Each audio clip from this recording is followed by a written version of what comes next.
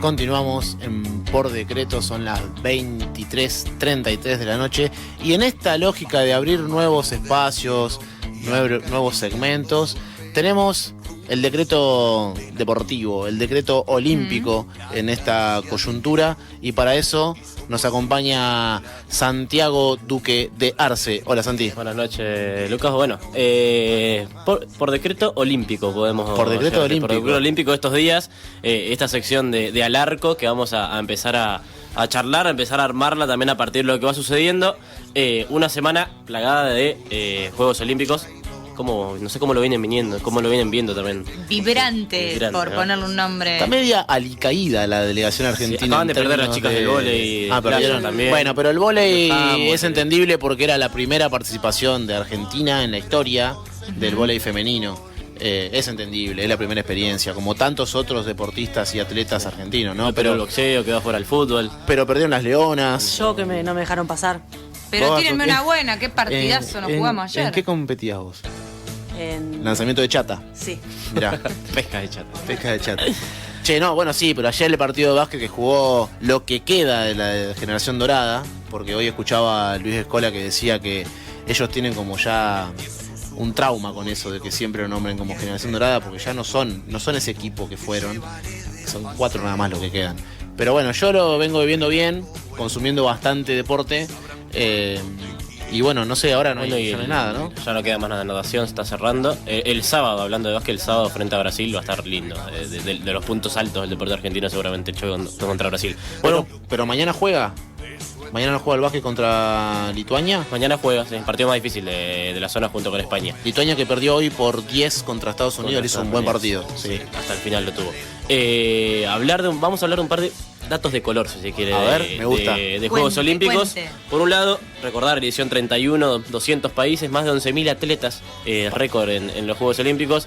Y se hablan de muchas cuestiones. Vamos a hablar más adelante, tenemos 2 programas más con Juegos Olímpicos. Vamos a hablar de las cuestiones socioculturales que pasan en Brasil. Salieron un par de imágenes de la inauguración tomadas de una favela, ciertas fotos. Interesante ver el panorama en Brasil con un presidente casi de facto, por no decirlo yo lo diría de facto. Sí, como es Temer, que con miedo fue a la inauguración, tuvo abucheos. Sí, de hecho se rompió el protocolo, fue la primera vez que se rompió el protocolo inaugural de los Juegos Olímpicos para que Temer, presidente de Brasil, no dé el discurso que suelen dar los presidentes de los países donde se organizan los Juegos Olímpicos. Exacto. Solamente dijo bienvenido, una cosa así, y tiró la pelota afuera. Y de hecho hubo alguna que otra jugadora que frente a las cámaras escribió fuera Temer en la mano y lo expresó así en la inauguración. Cosa que los grandes medios de comunicación, tanto en Brasil como acá, no nos van a mostrar. No lo muestran. Un juego olímpico que también llegó medio enrarecido por la cuestión del doping. Ahora, bueno, el primer doping se descubrió también ahora una pesista china, pero al margen venía con lo previo de los rusos. 118 atletas rusos que quedaron afuera.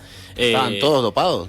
Todos dopados. ¡Apa! Y Zimbayeva incluida, y un montón de referentes mundiales que quedaron por fuera.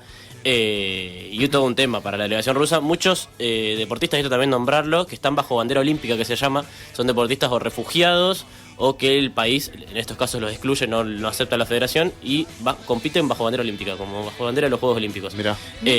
No representan ningún país, representan como a la comunidad deportiva en estos aires de olimpismo también que hay, y esta generosidad y demás. Por eso también llama tanto la atención. A nosotros nos parece normal el duelo en las tribunas y el folclore, tribunas y mal, pero al mundo llama la atención que haya tanta rivalidad, que se hayan peleado el otro día en la tribuna, porque suele tener otro aire en los Juegos Olímpicos, no tanto de rivalidad, sino más de espectáculo y de disfrute entre ese conglomerado de culturas, que no se da, creo yo, que no se da en ningún otro instancia durante el año ni durante la vida, más que los Juegos Olímpicos. Es un evento cultural. 6 países reunidos, y en términos de capacidades físicas, digamos, tampoco sobreestimar al deporte, pero sí, claro, en cuanto a capacidades, están el mejor nadador, la persona más rápida del mundo, está el que mejor sabe disparar a un la disco, elite deportiva. Está la elite, digamos, el que salta más alto en el mundo, o sea, están todos reunidos durante 20 días, están ahí. Entonces me parece interesante como ir marcando alguna cuestión. Vamos a hablar más adelante, lo decía, de esto de cuestión sociocultural, para analizar qué Brasil está recibiendo hoy.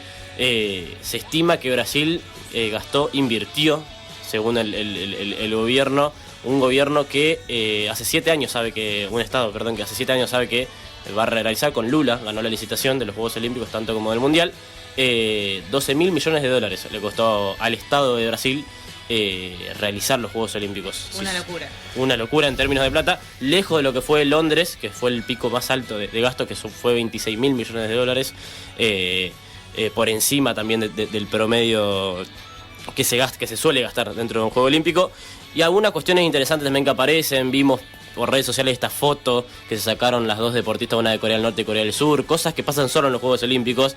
Esta foto también de la jugadora alemana jugando al beach volley con una musulmán totalmente tapada, y ese choque de religión que se pasa en un segundo y lo divide una red. Y las podríamos subir a las fotos, y si las tenemos a mano las vamos a subir a las redes. Sí, en esto que decía Santi, particularmente unos Juegos Olímpicos que dejan unas postales interesantes, ¿no? Respecto de las culturas, pero también respecto de lo que decíamos hace un ratito. Bueno, cómo también el área del deporte o los deportistas y las deportistas también se expresan frente a estas situaciones políticas y sociales que atraviesan distintos países, en este caso Brasil. Claro, hasta imágenes que sintetizan ciertas realidades o se oponen, digamos, una red dividiendo a dos países que se están matando a tiro históricamente. Lo metafórico, ¿no? Hablado y claro, lo que significa. La selfie desde Corea del Norte y Corea del Sur también representa mucho y va en contra, por ahí una foto diciendo un montón de cosas.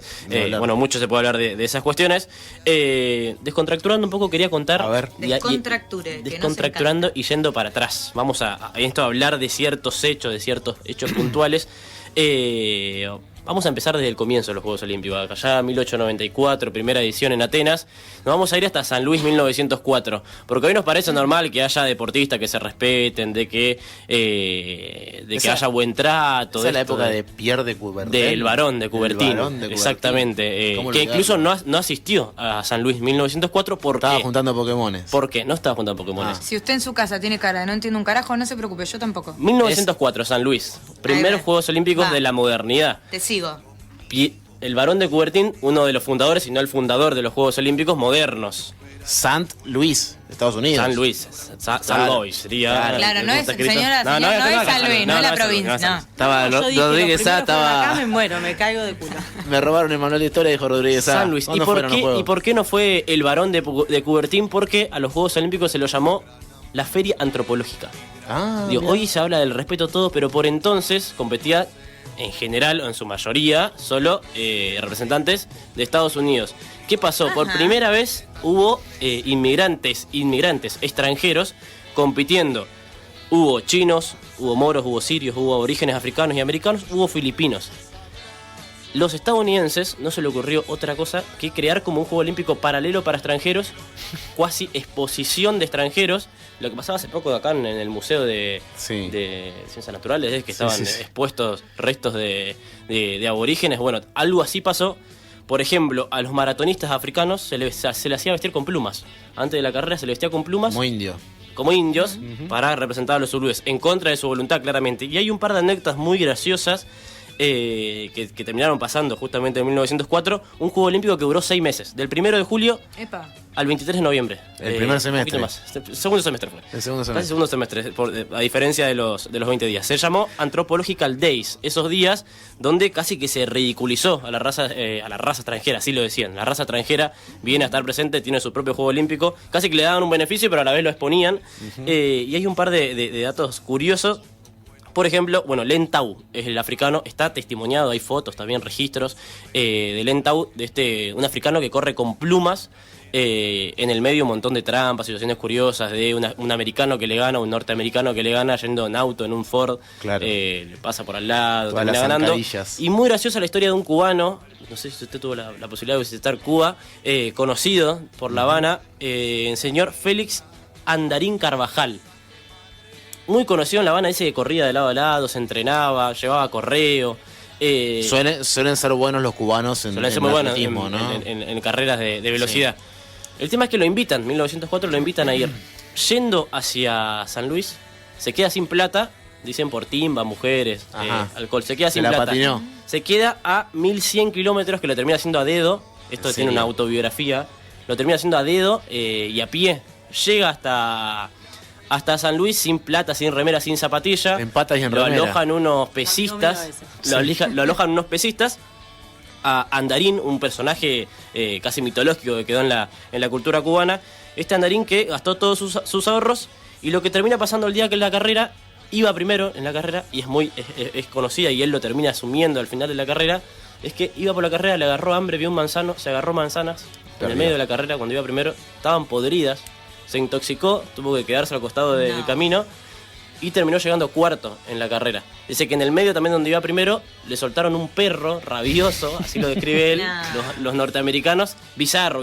Las fotos de época de los Juegos Olímpicos son 2-3 personas ayudando al corredor a caminar, a levantarse, lejos del profesionalismo que hay hoy, de la pulcritud que tienen los deportistas y que los rodea. En ese entonces era todo bastante bizarro si lo vemos con los ojos de hoy. Y bueno, se comió una manzana, terminó llegando cuarto, y hubiera sido la primera medalla y la única medalla en maratón en la historia de Cuba. No terminó pasando, así que bueno, ese dato de color que quería traer a colación. Me hiciste acordar al representante de Brasil que terminó encendiendo ¿cómo es que se llama? La fogata, el pebetero, que le pasó algo parecido, digamos, en una competencia. Fue en el anterior Juego Olímpico, en Londres fue, o en el anterior, no me acuerdo. El tipo iba primero en una maratón, y un sacerdote se mete en la pista de maratón, que era en la calle. Un sacerdote lo cruza, lo empuja, el tipo se cae, el deportista se cae sobre la gente, queda medio sentido de eso, y termina llegando tercero o cuarto, no me acuerdo. Sin embargo, para Brasil, terminó llegando. Se paró, corrió, gateó, hizo como pudo, llegó. Y hoy, en estos Juegos Olímpicos, encendió la llama de Brasil en honor a esa medalla dorada que hubiese ganado y que no pudo porque Mire usted. Bueno, dato de color entonces, como para arrancar lo que es los Juegos Olímpicos. Vamos a estar profundizando los programas que vienen. No me quiero ir sin antes citar 2 nombres que me llamaron mucho la atención en estos Juegos Olímpicos mirando. Nombres más llamativos. Allá de los nombres largos que vemos de 23 letras. Ah, pensé que iba a agarrar ese. Hay una comentarista china, esto Sí. es real, ¿no? Ya se está riendo. de decirlo, sí. Esto es Sí. real. Hay una comentarista china de waterpolo, ex jugadora de waterpolo, que literalmente se llama Ao Gao. Ahogado, muy bien. Aplauso para Gao. Bravo. Y el otro, No es joda. también chino, Me obviamente, encantó. un gimnasta chino que está compitiendo, búsquelo si ¿En si qué no deporte? cree. Pará, ¿en qué deporte? A ver si adivinamos cómo se llama. Es gimnasta, lo vi en barras paralelas. Está la Hay uno en la barras captura de paralelas pantalla. que se la dio en la pata. No, no eran barras paralelas, era uno En el que Uno que se quebró todo. en salto. Bueno, gimnasta chino que el apellido es Dong Dong. Dong Dong está preparado para dar el campanazo. Vamos, Santi Duque todavía. Mirá, así vino deporte y así se va. Así se va al arco olímpico que vamos a tener de acá en más. Genio.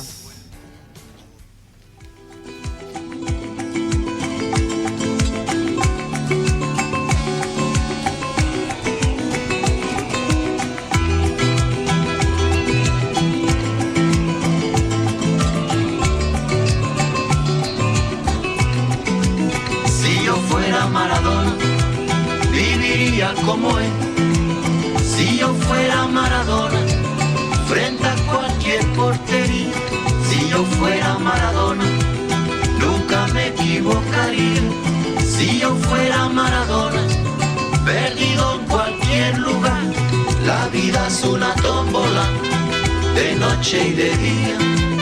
La vida es una tómbola, y arriba, la vida es una tómbola, de noche y de día. La vida es una tómbola, y arriba, si yo fuera Maradona, viviría como él. 1000 cohetes, 1000 amigos, lo que venga 1000%. Si yo fuera Maradona, saldría Mundiovisión para gritarles a la FIFA que ellos son el gran ladrón.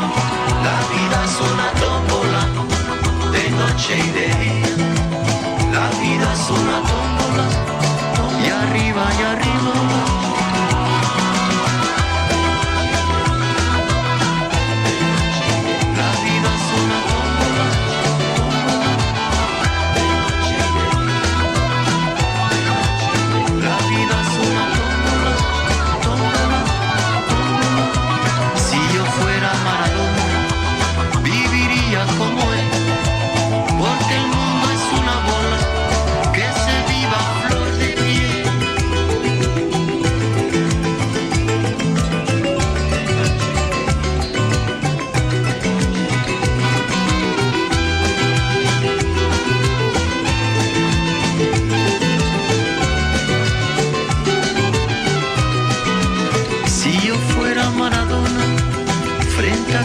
cualquier porquería. Nunca me equivocaría si yo fuera Maradona y un partido que gana. Si yo fuera Maradona, perdido en cualquier lugar. La vida es una tómbola, de noche y de día. La vida es una tómbola, y arriba y arriba. La vida es una tómbola, de noche y de día. La vida es una tómbola.